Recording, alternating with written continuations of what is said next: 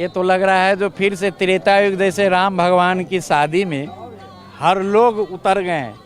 वहाँ पर ब्रह्मा जी भी कहने लगे निज करनी कचकतो न देखी, विधि भय आश्चर्य विषय की।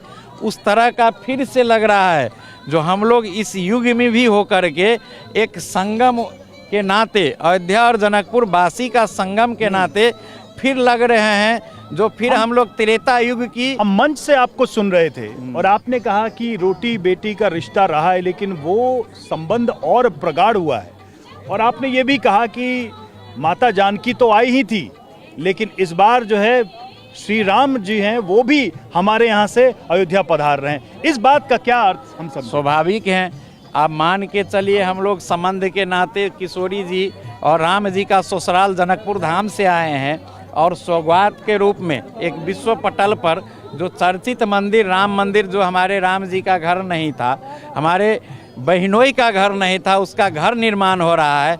हम लोग इस कार्य में सूचक होकर के और राम लला की प्रतिमा बनेंगे। वो शिला लेके हिमालय खंड से साक्षात राम जी का स्वरूप लेकर के आए हैं। तो फिर से दोनों देश के बीच में, जनकपुर अवध के बीच में लग रहा है जो फिर से हम लोग त्रेता युग की तरफ फिर हम लोग ये सौगात स्वरूप इस संबंध को फिर बरकरार करने हेतु अनंत काल तक चिरायु कामना हेतु फिर हम लोग लेकर आए हैं। ये सदियों याद में रहेगा दोनों देश के बीच और हम लोग बहुत गर्व करूंगा और आभारी भी रहूंगा जो इस काम में हम लोगों को खोजा गया, लगाया गया। भगवान राम ने जब भी यात्रा की तो पूरा भारत जो है, पूरा सनातन जुड़ा।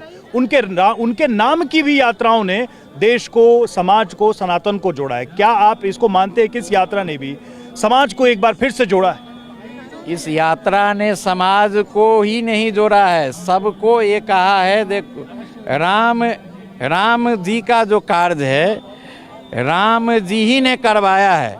और राम जी इसीलिए करवाए हैं जो हमारे सनातन पे जो भी उंगली उठा रहे हैं, जैसे मानस हो या अन्य कुछ भी हो, ये सनातन की एक जगह करने की एक बहुत बड़ी और दोनों देश की एक रिश्ता का भी एक अटूट बंधन बांधने के लिए भी ये दोनों कार्य में इस यात्रा का बहुत मैं महत्वपूर्ण समझता हूं। आपने मानस का जिक्र कर दिया तो मैं सोच रहा हूं कि आपसे एक प्रश्न पूछ ही लूं।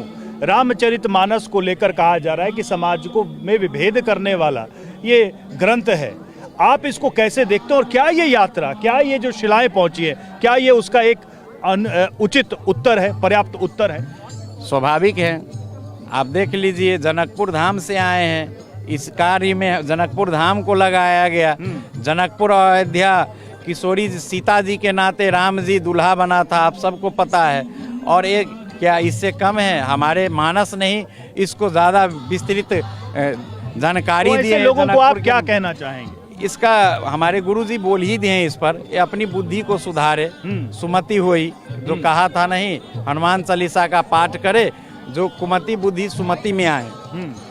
बहुत बहुत धन्यवाद हमसे बात करने के लिए। तो रोशनदास जी जो कि जनकधाम से आए थे यहाँ पर, और देखिए कैसे उन्होंने साफ तौर पे कहा कि नेपाल और भारत के संबंध सदैव प्रगाढ़ थे। इस यात्रा ने उसमें एक और अध्याय जोड़ दिया है। इस यात्रा के माध्यम से सनातन संस्कृति जुड़ी है, समाज जुड़े हैं, दो देश जुड़े हैं और पूरा भारत जो है इस यात्रा के माध्यम से राम को अनुभूत कर रहा है।